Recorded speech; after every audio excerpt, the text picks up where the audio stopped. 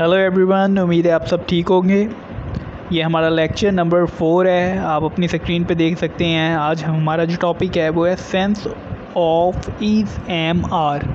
इससे पहले हम रूल्स ऑफ इंग्लिश भी सीख चुके हैं और इज़ एम आर के रूल्स भी सीख चुके हैं। बिगनर्स के लिए है वो, जिन्होंने लेक्चर नहीं देखा वो 3 लेक्चर्स काइंडली देखें ताकि आपकी बेस मज़बूत हो सके। अब आप अपनी स्क्रीन के ऊपर कुछ क्वेश्चंस देख रहे होंगे। वो एक लड़का है, वो स्कूल जा रही है, उसको पीटा जाता है, उनको डांटा गया है, वो छुपा हुआ है। ये 5 क्वेश्चंस आपकी स्क्रीन पे आपको नज़र आ रहे हैं। आप में से कुछ इसका आंसर दे सकते हैं और कुछ लोग जो हैं उनको ये बिल्कुल समझ में नहीं आ रहा होगा कि इसकी ट्रांसलेशन क्या है, इसे इंग्लिश में कैसे लिखा जाए।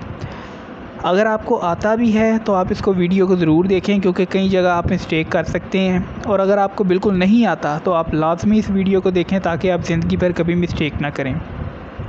इज़ एम आर सबसे ज़्यादा यूज़ होने वाली वर्ब है, क्योंकि ये हेल्पिंग वर्ब भी है और मॉडल वर्ब भी है। इसलिए इसका कॉन्सेप्ट जानना बहुत ज़्यादा लाजमी है। इसलिए इसको फुल सीख लें। और इसकी 5 सेंस हैं जो आज इस लेक्चर में कवर किए जा रही हैं। लेक्चर थोड़ा सा लंबा ज़रूर होगा, लेकिन इसका मसला दूर करना पड़ेगा। इज़ एम आर को आज ख़त्म करना पड़ेगा। तो काइंडली आप देखें, फोकस करें, गौर से देखें और आंसर जो हैं इन क्वेश्चंस के ये व्हाट्सएप करें जिस नंबर से आपको व्हाट्सएप आएगा। अगर किसी को व्हाट्सएप नहीं आया तो काइंडली स्क्रीन पे नंबर भी आता है, आप यही जो क्वेश्चंस होते हैं स्क्रीनशॉट लेके इसके आंसर इस नंबर पे सेंड कर दिया करें, तो आपको तब भी मैसेज आ जाया करेगा। अब आप अपनी स्क्रीन पे देख सकते हैं sense of is am are. इसकी पहली सेंस जो है, फर्स्ट सेंस, कोई कुछ है। नीचे एग्जांपल्स भी हैं, सीखते हैं। पहले नंबर पे तो वही rules of English. He is a boy, क्या आ गया? सब्जेक्ट आ गया, ही इज़ आ गई, वर्ब, अ बॉय, ऑब्जेक्टिव। जैसे मैंने बात कहा था कि 3 लफ्ज़ों में भी यही रूल है और 30,000 लफ्ज़ में भी यही रूल है। अच्छा जी, वो एक लड़का है। He is a boy. जब भी हमने बोलना है, हमारा दिल कर रहा है बोलने को किसी के साथ, कोई हम दोस्त 2 बैठे हैं और सामने से कोई लड़का है और मेरा दिल कर रहा है इसे इंग्लिश में बोलो, तो क्या बोलना है? वो एक लड़का है, he is a boy. Simple, इसमें कौन सा मुश्किल काम था। वो डॉक्टर है, कोई लड़की, she is a doctor. Simple, कोई मुश्किल नहीं था। अब बात आती है नेगेटिव की। अगर हमने बात कर दी है कि वो लड़के नहीं हैं, जो सामने बैठे हुए हैं वो लड़के नहीं हैं, तो हम क्या करेंगे? जो वर्ब होगी यानी इज़ एम आर, उसके आगे नॉट लगा देंगे। दे, क्योंकि प्लूरल वर्ब है इसलिए इसके साथ आर आएगा और आर के बाद नॉट आ जाएगा। इसी तरह से ही के साथ यानी he is a boy, she is a girl, इनके इज़ है, इसके बाद नॉट आ जाना था। सिंपल, वर्ब के बाद नॉट आ जाना है, बात ख़त्म। दे आर नॉट बॉयज़, वो लड़के नहीं हैं। वी आर नॉट डॉक्टर्स, हम डॉक्टर नहीं हैं। अब बात आती है सवाल पूछने की, क्या असलम डॉक्टर है? अब हम किसी से पूछ रहे हैं कि क्या असलम डॉक्टर है, ये हम कैसे पूछेंगे? सिंपल, अब जो वर्ब है वो फर्स्ट में आ जाएगी तो ये क्वेश्चन बन जाएगा। सिंपल, बाकी सारा कॉन्सेप्ट वही। इज़ असलम अ डॉक्टर, क्या असलम एक डॉक्टर है? इसी तरह से किसी बेजान चीज़ के बारे में हम बात कर रहे हैं, क्या ये एक टेबल है? Is it a table? Simple. अब जैसे यू और आर, वो यू और आई, ये तो आपको पता है, इनके यू के साथ हमेशा आर ही आना होता है, आई के साथ हमेशा एम ही आना होता है। वही सेंस क्वेश्चन अगर हमने पूछना है और अब नेगेटिव क्वेश्चन पूछना है, यानी कि क्या तुम एक लड़के नहीं हो? इसको simple, are you not a boy? कितना इजी हो गया। क्या मैं डॉक्टर नहीं हूँ? Am I not a doctor? क्या मैं एक डॉक्टर नहीं हूँ? सिंपल, वही तरीका हमारा। जब हमने सब्जेक्ट हो गया, वर्ब हो गई और ऑब्जेक्टिव, रूल्स ऑफ इंग्लिश। जब हमने नेगेटिव बनाना है यानी नॉट यूज़ करना है तो हमने वर्ब के आगे नॉट लगा देना है। और अगर हमने इसको क्वेश्चन वाला बनाना है कि हम कोई सवाल पूछना चाहते हैं इंट्रोगेटिव हमने बनाना है तो हमने इसको इज़ या एम या आर पहले लगा देना है, बाकी सेम वही। और अगर नॉट तो वही आगे जैसे चल रहा है। इंट्रोगेटिव में जब नोट आ जाता है यानी जिसमें हम क्वेश्चन पूछ रहे होते हैं तो उसके बीच में सिंपल ये आगे वर्ब के बाद नोट लगता है, इसके बाद सब्जेक्ट के बाद नोट लग जाता है, क्योंकि वर्ब हमारी पहले आ जाती है, फर्स्ट आ जाती है तो पीछे बच जाता है सब्जेक्टिव के बाद हमने नोट लगा देना है तो ये बन जाता है। इसकी प्रैक्टिस करें, इजी है, समझ आ रहा है ठीक, नहीं तो अगली सेंस में समझ लेंगे। अच्छा जी, अब दूसरी सेंस इसकी आपकी स्क्रीन पे आपको नज़र आ रही है। कोई कुछ कर रहा है, ये तो बहुत ही ईजी है, हर किसी को आती है, जिसको नहीं आती वो आज सीख लेगा। सिंपल, ही इज़ प्लेइंग, वही रूल, सब्जेक्ट हो गया, वर्ब होगी, प्लेइंग हो गया। लेकिन अब थोड़ा सा आप ज़रा अपने जहन पे जोर डालें। मैंने क्या बात की थी कि ये जो इज़ होता है ये हेल्पिंग वर्ब भी होती है और वो मेन वर्ब भी होती है। जब मेन वर्ब होती है तो ये हेल्पिंग वर्ब बन जाती है, लेकिन जब मेन वर्ब नहीं होती तो ये खुद मेन वर्ब बन जाती है। अब बात आती है प्लेइंग। प्लेइंग क्या चीज़ है? प्लेइंग खुद एक वर्ब है, प्ले, खेलना। उसकी फोर्थ फॉर्म या इंग फॉर्म जिसे हम कहते हैं, यानी ING प्ले के साथ लगने के बाद इंग बन गया प्लेइंग। तो ये खुद एक वर्ब है, इसलिए इसके साथ इज़ हेल्पिंग वर्ब बन गया और ये टाइम को रिप्रेजेंट कर रहा है कि ये प्रेजेंट की बात है। इसलिए आगे जाके डिटेल में सीखेंगे, लेकिन अभी थोड़ा सा मैंने एक टच दिया है कि ज़रा समझ में आ जाए, लेकिन आगे जाके हम इसको मज़ीद सीखेंगे। ही इज़ प्लेइंग, वो खेल रहा है। सिंपल, ING लगा देना है तो सेंस बन जाएगी खेल रहा है, कोई काम हो रहा है। शी इज़ डांसिंग, वो डांस कर रही है। सिंपल। अब हमने इसको नेगेटिव बनाना है कि कोई काम नहीं हो रहा, तो ये देखें, दे आर नॉट प्लेइंग, वो खेल नहीं रहे हैं। वी आर नॉट डांसिंग, हम डांस नहीं कर रहे हैं।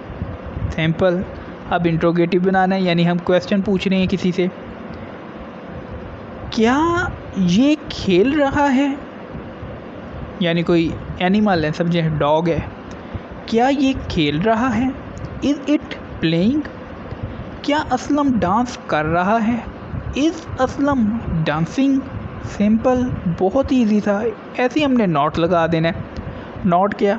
आर यू नॉट डांसिंग, क्या तुम डांस नहीं कर रहे? क्या मैं नहीं खेल रहा हूँ? Am I not playing. कितना ईजी है, अगर हम इसको समझे तो बहुत ही ईजी है।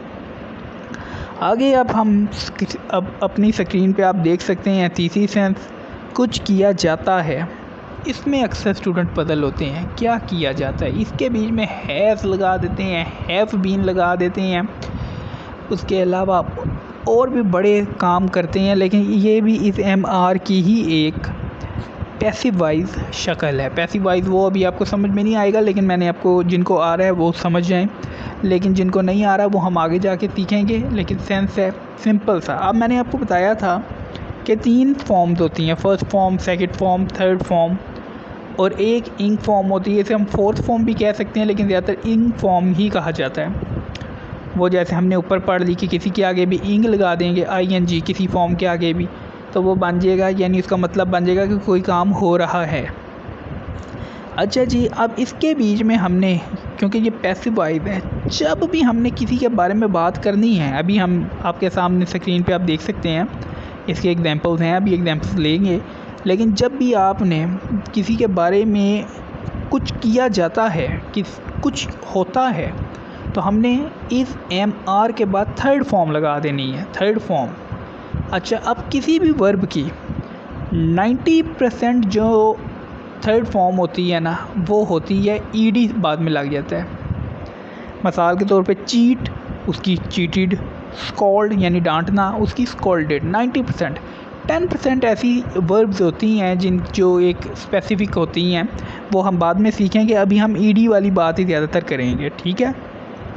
ही इज़ चीटेड, उसको धोखा दिया जाता है किसी के ज़रिए। समझ गए ना आप?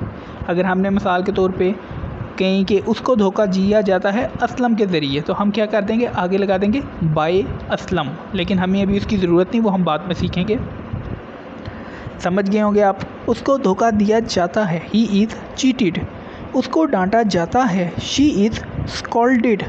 अब नॉट वही रूल जो पहले से लगाए जाते हैं। दे आर नॉट चीटेड, उन्हें धोखा नहीं दिया जाता। वी आर नॉट स्कॉल्डेड, हमें डांटा नहीं जाता। अब आगे इंट्रोगेटिव, वही सवाल पूछना है, क्या असलम को धोखा दिया जाता है? Is Aslam cheated? क्या क्या इसको डांटा जाता है? Is it scolded?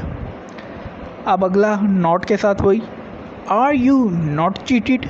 क्या तुम्हें धोखा नहीं दिया जाता? Am I not scolded? क्या मुझे डांटा नहीं जाता? कितना इजी है, कैसे नॉट लगता जा रहा है, कैसे वर्ब फर्स्ट आके क्वेश्चन बनता जा रहा है। यानी हम मुर्तुर रूल्स ऑफ इंग्लिश, यानी वर्ब, सब्जेक्ट, ऑब्जेक्टिव, इनके इर्द गिर्द ही घूम रहे हैं, और वर्ब हम इज़, एम, आर के साथ कैसे कैसे कमाल कर रहे हैं। अब चौथी सेंस के इसके ऊपर जाएं, आपकी स्क्रीन पे आपको नज़र आ रहा है चौथी सेंस है इसकी। फोर्थ सेंस, कुछ किया गया है। जैसे हम थे ना, हमने पढ़ा था कुछ किया जाता है, सेम टू सेम इंग्लिश में वैसे ही लिखी जानी है।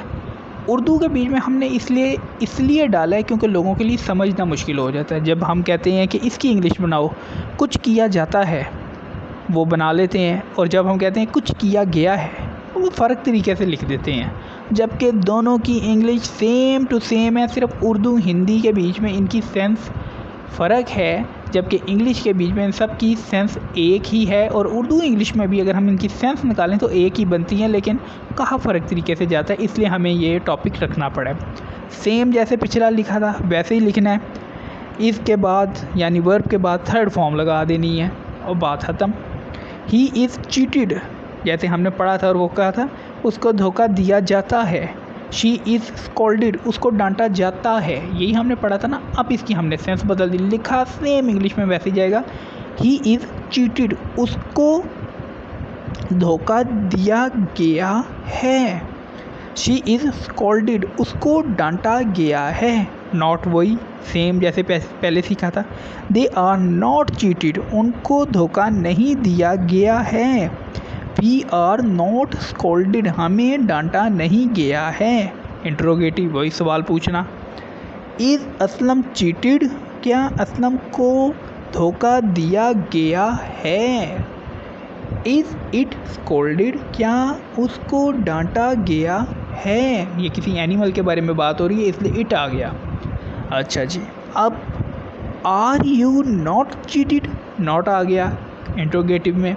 तो सिंपल आपको समझ आ रही है क्वेश्चन की, जैसे आपने पहले बनाया था वो ही है, सेम टू सेम, सेंस सिर्फ चेंज हो गई है। आर यू नॉट चीटेड, क्या तुम्हें धोखा नहीं दिया जाता?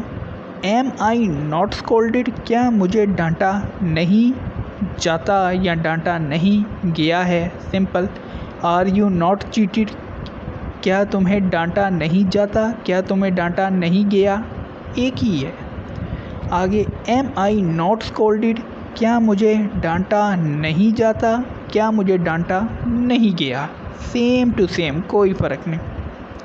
आगे अब अपनी आप स्क्रीन पे देख सकते हैं इसकी पांचवी सेंस। ये सेंस मज़ेदार है, कुछ हुआ है। जब भी ये सेंस आती है, ये सेंस भी सेम वैसे ही लिखी जाती है, लेकिन ये सेंस में थोड़ा फ़र्क आ जाता है कि जब भी हमने ट्रांसलेशन करनी है तो सेम वैसे ही लिखना है, लेकिन उर्दू की और हिंदी की ट्रांसलेशन में थोड़ा सा फ़र्क आ जाता है। लेकिन इंग्लिश में ज़रा भी फ़र्क नहीं आता, सेम वैसे ही लिखा जाएगा जैसे वो दो लिखे गए हैं। अब ये वर्ब जो मैंने यूज़ की है बीट, इसकी थर्ड फॉर्म बीटन, ये ईडी वाली नहीं है, ये फ़र्क वर्ब है। इसीलिए ये वो 10% वर्ब्स हैं जो कि हमने बाद में आगे कवर करनी है, लेकिन 90% के बाद 90% ऐसी होती हैं जिन पे आंखें बंद करके ईडी हम लगा देते हैं, लेकिन 10% ऐसी होती हैं जो थोड़ा सा तंग करती हैं, लेकिन ये आगे जाके सीखेंगे। ही इज़ बीटन, बीट का मतलब होता है पीटना, किसी को मारना, पीटना। तो भी उसकी थर्ड फॉर्म बीटन, यानी उसको पीटा जाता है। ठीक है, उसको पीटा गया है, ठीक है। कुछ हुआ है तो यानी कि ये वो पिटा हुआ है। जैसे हम कहते हैं यार ये तो पिटा हुआ एक्टर है, इसी तरह से ही इज़ बीटन, वो पिटा हुआ है। इसके बाद आती है जी शी इज़ हिडन, वो छुपी हुई है। हाइड छुपना, उसकी third form hidden. She is hidden, वो छुपी हुई है। नॉट वही तरीका। दे आर नॉट बीटन, वो पिटे हुए नहीं हैं। वी आर नॉट हिडन, हम छुपे हुए नहीं हैं। इंट्रोगेटिव वर्ब पहले लगा दी। इज़ असलम बीटन, क्या असलम पिटा हुआ है। इज़ इट हिडन, क्या वो छुपा हुआ है। आगे नॉट के साथ interrogative simple. Are you not beaten, क्या तुम पिटे हुए नहीं हो। एम आई नॉट हिडन, क्या मैं छुपा हुआ नहीं हूँ। बस हमारी 5 सेंस मुकम्मल हो गई। इसके बाद कोई सेंस नहीं, और ये वीडियो देखने के बाद आपको ज़िंदगी भर इज़ एम आर पढ़ने की बिल्कुल ज़रूरत नहीं। और इज़ एम आर से बनने वाले सेंटेंस ऐसी जगह कोई भी नहीं जिस किसी न्यूज़पेपर में इससे मुतल्लिक इज़ एम आर के कोई सेंटेंस आए और आप उसकी ट्रांसलेशन ना कर सकें, ऐसा मुमकिन नहीं। अगर अभी भी मुश्किल लग रहा है, वीडियो दोबारा देखें, गौर से सुन लें, तो आप इजीली इसको समझ सकते हैं। इसके अलावा बाकी जो सेंस है वो कोई भी नहीं है। हम आगे चलेंगे, आगे हम अब पास्ट के बीच में बात करेंगे मज़ीद, और हम नेक्स्ट लेक्चर में जाएंगे। फ़र्स्ट हमारा कोड पूरा हो गया, 17 कोड्स हमारे पास हैं। बाकी 16 कोड हमने 16 डेज़ के बीच में करने हैं और हमने इसको कंप्लीट करना है। जिन लोगों में इतनी पावर नहीं कि वो अफोर्ड कर सकें इतने महंगे कोर्सेज़, उनको वीडियो सेंड करें और ये नंबर स्क्रीन पे आपके आ रहा है, इससे फ़ायदा उठाएं, वक्त को वेस्ट ना करें। ऐसी अपॉर्चुनिटी दोबारा नहीं मिलनी, तो काइंडली आप फ़ायदा उठाएं। Thank you.